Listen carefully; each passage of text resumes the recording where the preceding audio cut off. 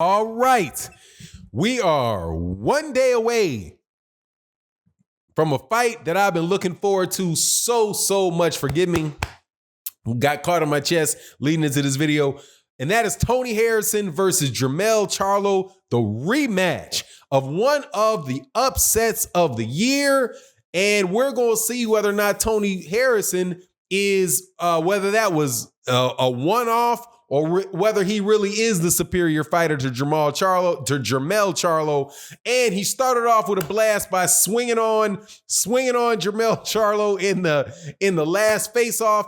Let's talk about that and the 154-pound division in this video.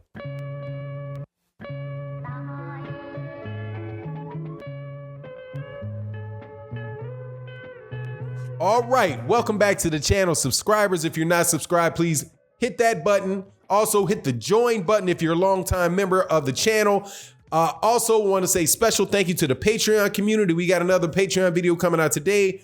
And also, I want to say thank you very much to the live stream community. Make sure you come to OG Boxing Talk this Sunday, 8 a.m. Central Standard Time with myself, Blood Boxing, KQKC Boxing, Trap House, and my man Curtis Anderson, the boxing historian, where we wrap up the week in boxing. And I'm sure we will be talking about this fight, Jermel Charlo versus Tony Harrison, the aftermath on Sunday morning. So make sure you're there for OG Boxing Talk.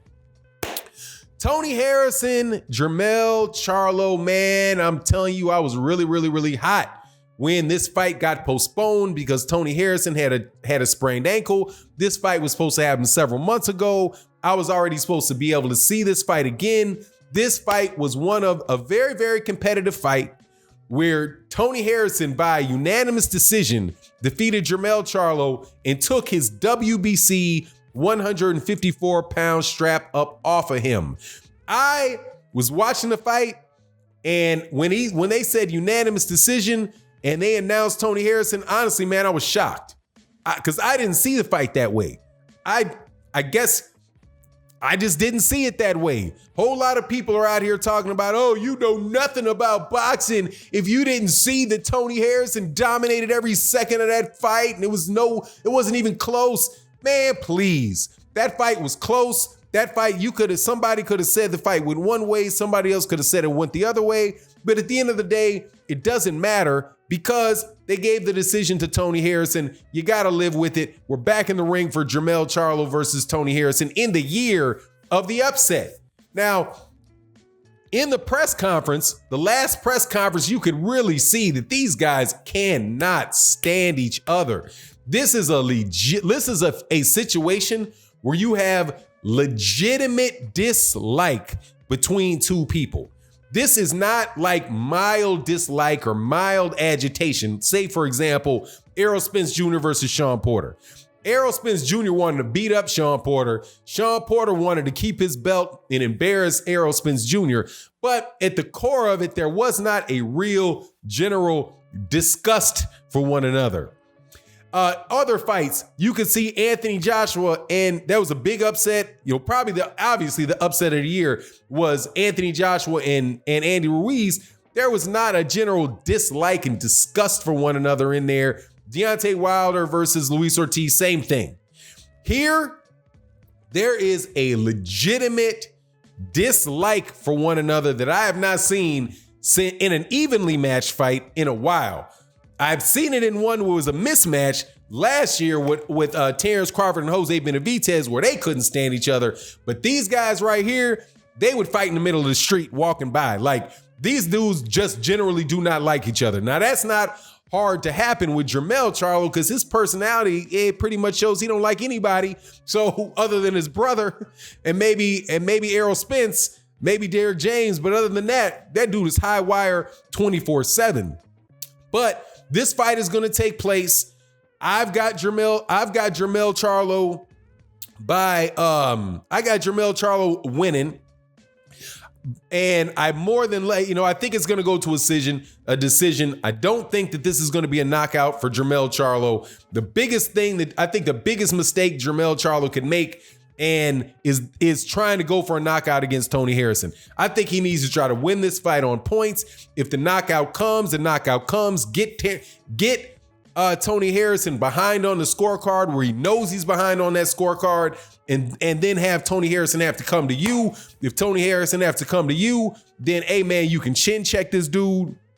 You can chin check the dude, and maybe you can catch him. Maybe you can catch him. Most of the pressure, I do believe, obviously most of this pressure for this fight is Jermel Charlo, because Jermel Charlo felt like he shouldn't have lost it in the first place. Now for Tony Harrison though, Tony Harrison got to figure out whether or not he's going to go the way of Andy Ruiz or not. Now, Andy Ruiz is somebody that, like I said, had the upset of the year. There's been several upsets of the year this year. Several really solid upsets that took place in boxing this year. You got Jean Pascal versus Marcus Brown. Sir Marcus Brown. I think that was a tremendous upset in boxing this year. I talked about Andy Ruiz versus Anthony Joshua. That was a huge upset. There's no way anybody else can beat that. There was other upsets like Nonito Donaire and Ryan Burnett. That was kind of like a freak situation that took place in the World Boxing Super Series, where Ryan Burnett threw his back out. Nonito Donaire winds up beating him, and then he moves forward to fight Monster Inoue, who by the way, that very well could have been another upset of the year. I just think it was the exposure of the year with Nonito Donaire and Monster Inoue, because man, they overhyping that dude to death. There was another upset that I think people believe was an upset. It probably wasn't an upset, and that was J-Rock versus Jarrett Hurd. I'm gonna do a video about that later today because Jarrett Hurd said after this fight was that he has coming up on the undercard. Man, I forget what undercard that is. He's fighting on somebody's actual undercard, and he wants to fight. After that, he wants to get it back in there with J-Rock. So that was, another upset. But Tony Harrison is, in my opinion, he's in that list of upsets. And when you're in that list of people that get an upset, and you're running it back, you also have the chance of being considered to be a fluke. So is he going to go? He has the pressure on him to say, hey man, are you going to go the way of Andy Ruiz? Is this going to be some situation where, you were talking up a good storm, people were like, oh yeah, he dominated him, all this stuff, and then you come back in and you get knocked out or you get beat convincingly? Man, if that winds up being the case, then Tony Harrison winds up being a fluke. And a lot of times, man, that's what winds up being the case. So Tony Harrison, there's two people here that got something to prove. And Tony Harrison is definitely one of them. And if you look at the lead up of the fight, from what I could see, I think Tony Harrison is the less confident of the two. The way that he responded, he said something. Jermel Charlo had pointed this out earlier on before the fight was originally canceled, and Jermel Charlo had to go out and fight. I forget who the name is. Cota. I think Cota might have been the guy that he fought in between the two fights. Tony Harrison responding to somebody that a question in an interview saying, hey, look, man, I obviously want this fight. I'm not going to duck. If I wanted to duck out this fight, right? I don't think the fight was a fluke. If I wanted to duck out of this fight, or if I didn't think I won that fight, or I was a better fighter, I wouldn't take the fight. What I would do is I would just fake an injury, right? And I could be out of the fight. Well, man, less than 3 weeks later for sure, Tony Harrison turned around and had an injury and postponed the fight and dropped out of the fight. And the fight didn't happen. So it just draws into question whether or not Tony Harrison really isn't that confident about what's going to go on with Jermel Charlo. The other thing is that Tony Harrison has been inactive since that fight, but Jermel Charlo this is Jermel Charlo's second training camp. So that's why I'm saying I have Jermel Charlo winning this fight. Jermel Charlo, I do believe, is the better fighter than Tony Harrison. Now, I underestimated Tony Harrison the first time around, but Tony Harrison's chin, that is an issue, especially if the rumors, I do believe he got knocked out by Jarrett Hurd. I got to refresh my memory on how the knockout that occurred with him and Tony Harrison. But if what's true, the rumors, the sparring rumors are true, and there's enough of them from enough people for there to be some truth in the matter, that the reason he hurt his ankle is because he got knocked out, and when he got knocked out in sparring, that's when his ankle turned. Then those questions about his chin are really there, and he's going to have some amount of insecurity around that chin going into this fight. But at the end of the day, I'm loving this fight. I can't wait to watch the weigh-in. I'm hoping that the weigh-in and the press conferences don't wind up being the most exciting portion of this fight, because then after this, if Jermel Charlo can beat Tony Harrison, more than likely, I think Tony Harrison would deserve a rematch unless he just gets ran through, right? Then Tony Harrison can deserve a rematch. If Tony Harrison wins this fight, then Tony Harrison can move on to the fight that really needs to pop off after that, and that's the J-Rock fight.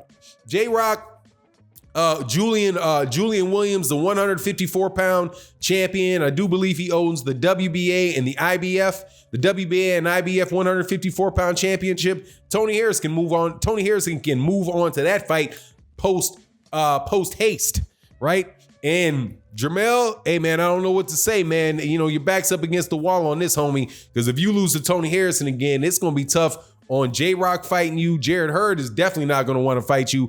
And I do believe that Jared Hurd and J-Rock are going to fight later on, like maybe the later portion of 2020. J-Rock probably going to beat him again. But anyway, and then hopefully the WBO, somehow that WBO belt can wind up with somebody that's willing to fight. I can't even at the 154-pound talk about unification because undisputed, because that WBO, it's like they're not even in the 154-pound division, the way that they treated and the conversations that went on with Jaime Munguia during the time that he was that champion. He had no intention and no desire, no pressure whatsoever to unify with anybody. Anyway, fight coming up. Weigh-in's going to be later today. Let me know what you think about the video. And with that, peace. We're out.